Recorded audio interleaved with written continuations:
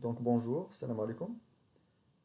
Donc dans la suite de notre chapitre, nous allons parler maintenant des mécanismes de catalyse proprement dit.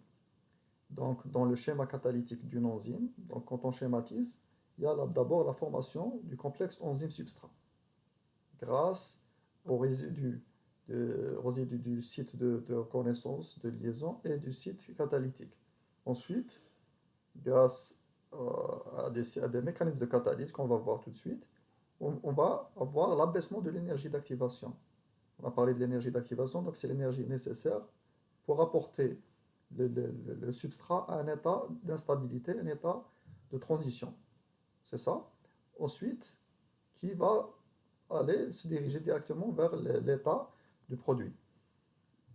Donc, c'est l'enzyme qui, grâce à l'enzyme, on peut diminuer cette énergie d'activation.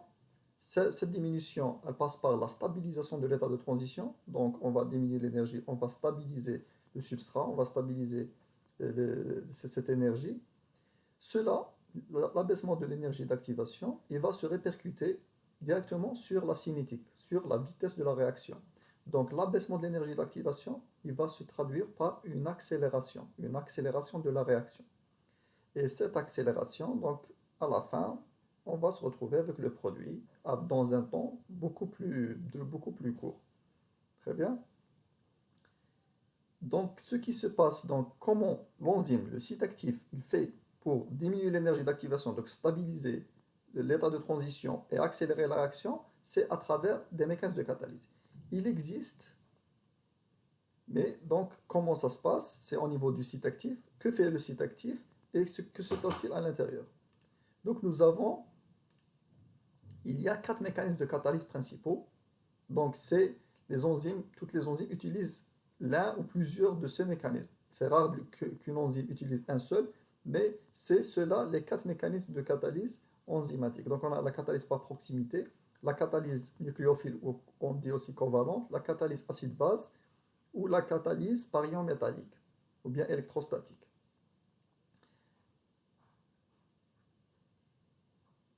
D'abord, la catalyse par proximité.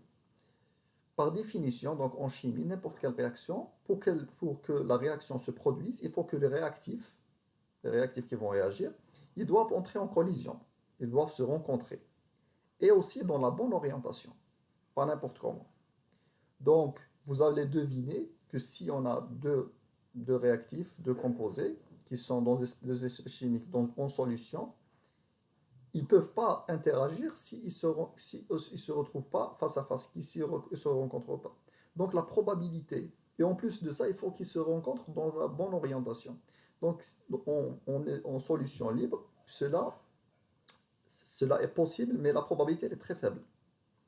L'enzyme elle peut, dans ce type de mécanisme, la catalyse enzymatique, elle est précédée par un effet de proximité et d'orientation. D'ailleurs, cette catalyse, on l'appelle soit la catalyse par proximité ou bien la catalyse par orientation. C'est un effet de proximité. L'enzyme va faire quoi? Elle va réunir les substrats. Donc, j'ouvre une parenthèse. Rares sont les réactions à un seul substrat. La plupart des réactions, la quasi-majorité des réactions, elles sont à deux ou plusieurs substrats. Donc, d'ailleurs, je vais donner un petit exemple. Les hydrolases qu'on connaît tous, qui passent par la dégradation d'un composé, d'un substrat, en l'action de l'eau, il a deux substrats. Le premier substrat, c'est quoi? C'est le substrat à dégrader. Le deuxième substrat, c'est la molécule d'eau. Sans molécule d'eau, il n'y a pas d'hydrolyse. D'accord? Donc, la catalyse enzymatique, donc, d'abord, l'enzyme, il peut réunir ces deux substrats qui sont en solution libre. Il va les fixer grâce au site de fixation et il va les orienter dans la bonne direction, la bonne orientation pour que la réaction se produise entre ces deux substrats. Donc, on va donner un exemple. L'exemple de la glucokinase. La glucokinase, c'est une kinase, donc c'est une transférase qui va transférer un groupement phosphate d'un ATP vers un glucose pour donner glucose 6-phosphate nécessaire à la cellule, à l'énergie, etc. Donc en solution libre, le glucose, c'est une espèce chimique, c'est un composé, il est en train de flotter avec l'ATP, donc dans la même solution. Pour que les deux se rencontrent, c'est très peu probable, ou ça va prendre beaucoup de temps. En présence de la glucokinase, de la kinase, cette enzyme, elle va fixer les deux, elle va les fixer, elle a le pouvoir de les fixer, de se lier à ces deux espèces, à ces deux composés, ces deux substrats. Là, on a l'effet de proximité qui est là. Donc, la proximité, donc la probabilité, c'est bon, ils sont là. Et en plus, l'enzyme, elle peut aussi les orienter, les diriger, de sorte qu'ils interagissent. Donc, ce mécanisme de catalyse, il va accélérer la réaction des millions de fois, en augmentant la probabilité de rencontre des substrats. Donc, ça, ça aussi, donc, en accélérant la réaction, on a gagné, on a gagné beaucoup de temps. Donc, c'est ce qui se passe en présence d'un catalyseur biologique. Donc, d'abord, ça, c'est un premier type de mécanisme de catalyse. Le deuxième type, c'est la catalyse covalente, donc on appelle aussi la catalyse nucléophile. Ça veut dire quoi? Nucléophile, c'est un composé qui est riche en électrons. D'accord?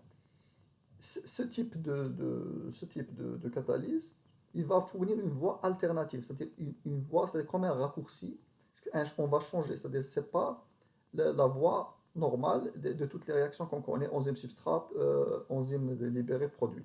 Non. Qu'est-ce qui va se passer? On va ajouter une étape intermédiaire. Donc, l'intermédiaire, il y aura un intermédiaire qui est covalent, qui il sera formé, et donc on aura une étape supplémentaire. Cette étape supplémentaire, elle est de très basse énergie. On va l'expliquer. Donc, dans cette courbe d'énergie de Gibbs, on a la présence de l'enzyme avec le substrat. Au lieu de faire la courbe enzyme-substrat ici, où l'énergie d'activation sera très élevée, et on va redescendre vers enzyme et produit, ce qui se passe ici, c'est qu'on va d'abord, la première étape, après la formation de complexe enzyme-substrat, un premier produit, bon, disons que c'est la moitié du produit, donc elle va être libérée, et l'autre partie, EP2, donc l'autre partie, elle va rester liée avec une liaison covalente, donc liaison forte avec l'enzyme. Et à la fin, l'enzyme va être libérée et le produit aussi, le deuxième produit aussi. Donc, on a ajouté, au lieu de libérer le produit d'un seul coup, on a libéré sur deux étapes. Le plus important ici, c'est que la deuxième étape, le deuxième produit qui est resté lié par une liaison covalente, une liaison covalente, ça veut dire une liaison qui est très forte. Une liaison forte, en termes d'énergie, elle est très stable, elle va stabiliser le substrat.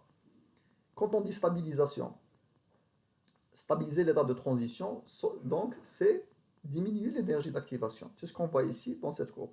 Au lieu que la courbe continue, donc on l'a stabilisé à cette étape, ensuite ça continue pour libérer le deuxième produit. On va voir comment ça se passe. On va donner l'exemple des protéases sériques. Les protéases sériques, c'est des protéases digestives comme la trypsine, chymotrypsine, etc.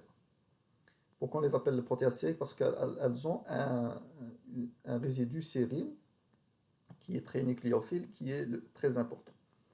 Donc, des résidus du site actif qui sont très nucléophiles. Nucléophiles, ça veut dire quoi? Qu'ils sont riches en électrons. Ils donnent des électrons. D'accord? L'exemple de la sérine. Ils attaquent la liaison peptidique. Donc, quand c'est des protéases, donc ils attaquent la liaison peptidique pour dégrader la chaîne polypeptidique au niveau du groupe carbonyl électrophile. Donc,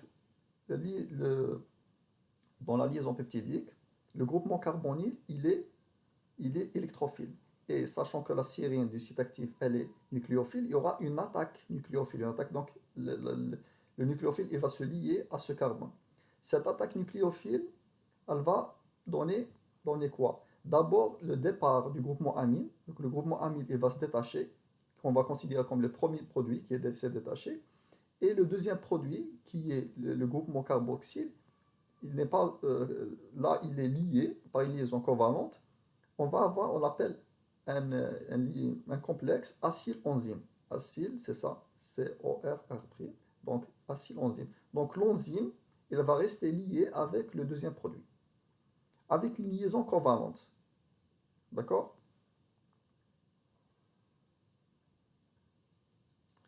Donc à la fin, d'abord, donc on a l'enzyme d'abord le départ du groupement amine, l'enzyme et le groupement acide ils restent liés, et à la fin, c'est la molécule d'eau qui va faire la déacylation, c'est-à-dire elle va rompre cette liaison, et le départ du groupement, le deuxième groupe, le groupement carboxyle, qui est le deuxième produit. Et là, l'enzyme, elle est régénérée et recyclée, et on se retrouve avec de nos deux produits, donc la rupture de la liaison peptidique. Tout ça, c'est pourquoi on fait ça, c'est pour diminuer l'énergie d'activation, c'est pour stabiliser l'état de transition. Donc là, on est en train d'expliquer ce qui se passe à l'échelle moléculaire. Donc, la première étape, comme je l'ai expliqué, la formation du complexe enzyme-substrat. Dans ce type de catalyse, on passe par un intermédiaire covalent. L'intermédiaire covalent, il est covalent, il a une liaison forte, il est très stable. Il est très stable, donc l'énergie d'activation, elle est abaissée. Donc on va se retrouver avec peu d'énergie d'activation à ce niveau. Ensuite, on continue et le deuxième produit, il est libéré.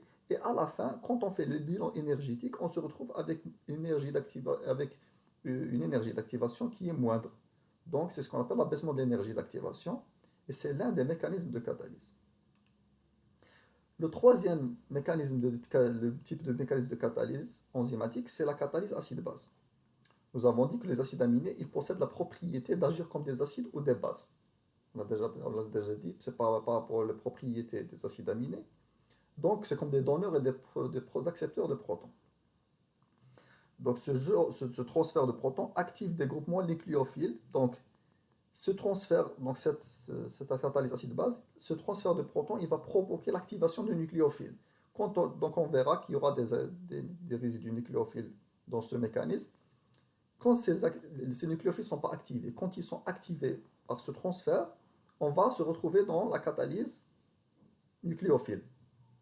Donc, cette catalyse, elle va provoquer le démarrage de la catalyse nucléophile. Donc, c'est pour ça qu'on a dit que c'est rare qu'on retrouve juste un type de ces. C'est rare de trouver, pardon, une enzyme qui fonctionne seulement avec un seul type de mécanisme de catalyse. Donc, généralement, c'est l'histidine qui est impliquée dans ce type de mécanisme de catalyse. Pourquoi? Parce qu'elle a un pKa qui est neutre. Donc, peut à la fois jouer le rôle d'accepteur ou de donneur de protons. Et aussi, dans ce type de catalyse, on a généralement ce qu'on appelle des triades catalytiques. Les triades catalytiques, c'est trois triades catalytiques, trois acides aminés de contact. Ils jouent le rôle, c'est-à-dire ils coopèrent. Et généralement, ils ont des pKa qui sont différents. C'est-à-dire le basique, acide, etc., pour faciliter le transfert de protons. D'accord? Ces triades catalytiques, on les retrouve beaucoup plus chez les hydrolases et les transférases. Le rôle, c'est d'activer un nucléophile. Cette triade, on a un acide, une base et un nucléophile qui n'est pas activé et qui sera activé par ce mécanisme. Donc on prend l'exemple de la chymotrypsine, qui est une enzyme digestive. Donc, elle a une triade catalytique aspartate, histidine, sérine. Il y en a plusieurs de ces triades selon l'enzyme. Donc, d'abord, la chymotrypsine, l'enzyme, elle va se lier à son substrat, qui est une protéine, par liaison peptidique. Un substrat peptidique par une liaison hydrophobe, une interaction hydrophobe simple. Ensuite, d'abord l'aspartate. L'aspartate, qui est un acide aminé acide, il va se lier à l'histidine par une liaison hydrogène. Ce qui fait passer le pKa de l'histidine, qui est neutre, à 12. Il va le rendre basique. D'accord? L'histidine qui est devenu basique, il va accepter un proton du résidu sérine. Sérine qui est acide, qui va jouer le rôle d'acide. Donc, l'histidine, il va accepter il va recevoir accepter un proton pardon, du résidu sérine. Et enfin, le sérine ayant perdu un proton, il devient très nucléophile. Il devient basique, donc très nucléophile. Quand il devient très nucléophile, donc on a activé le nucléophile. À partir de ce moment, la sérine nucléophile, on entre dans le mécanisme de catalyse nucléophile, donc covalent. Donc on va laisser la sérine activée nucléophile activé, il va attaquer le carbone, le carbone du carbonyle, et on va passer par l'intermédiaire covalent, etc., comme on l'a dit dans la deuxième étape. Donc, les chymotrypsines, on a dit, utilisent les deux mécanismes de catalyse, la catalyse acide-base et aussi la catalyse covalente. Enfin, on a le dernier mécanisme de catalyse, c'est la catalyse par ion métallique. On l'appelle aussi la catalyse électrostatique. D'accord? Donc, on a parlé des cofacteurs. Donc, parmi les cofacteurs, il y a des ions métalliques. Donc, le tiers des enzymes ont besoin d'un ion métallique comme cofacteur. D'accord? Que ce soit du zinc, du calcium, du cuivre, etc. Donc, il y a une attraction, une liaison électrostatique entre l'enzyme et le substrat. Donc,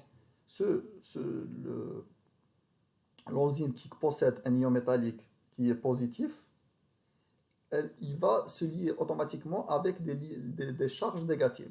Donc, une liaison électrostatique, c'est entre deux charges permanentes de signes opposés. D'accord? Donc, comme les ions métalliques sont de signes positifs, ils vont se lier avec les charges négatives du substrat.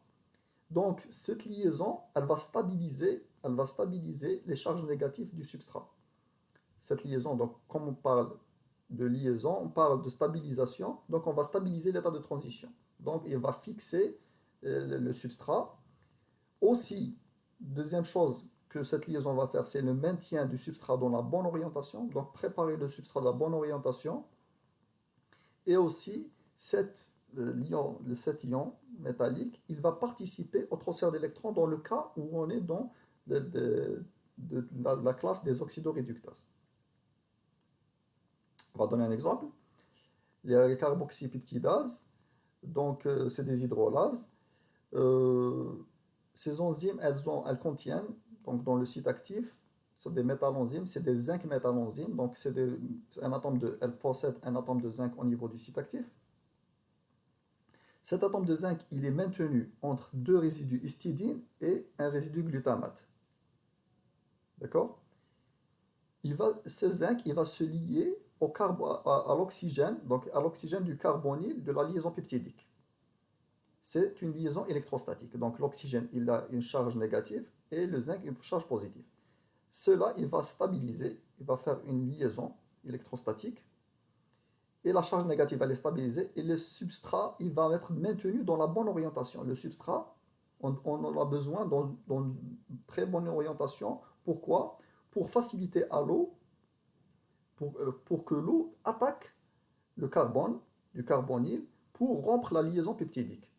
Donc, on a vu, donc d'abord le zinc, il s'est lié à l'oxygène du carbonyle, il l'a stabilisé, l'a fixé, il a orienté, cette liaison a orienté le peptide dans la bonne orientation et a préparé la rupture de la liaison peptidique grâce à une molécule d'eau. Donc, pour récapituler, nous avons vu qu'il y a 4 mécanismes moléculaires de catalyse enzymatique. Une catalyse par proximité, c'est de réunir les substrats pour augmenter la probabilité de la réaction. Deuxième, c'est la réaction, c'est la catalyse nucléophile ou bien covalente, où l'enzyme elle va introduire une étape supplémentaire ou covalente, c'est-à-dire plus stable, donc d'une énergie diminuée. Troisième type de catalyse, c'est la catalyse acide-base, qui se base sur une triade catalytique, où il y a eu un transfert de protons qui à la fin va mener à l'activation d'un nucléophile qui va entrer dans le deuxième type de catalyse, c'est-à-dire continuer avec une catalyse nucléophile. Et enfin, la catalyse par ion métallique ou la catalyse électrostatique, où il y a la formation d'une liaison électrostatique entre l'ion métallique et une charge négative du substrat, et l'orientation du substrat pour à la fin réaliser la catalyse enzymatique. Merci.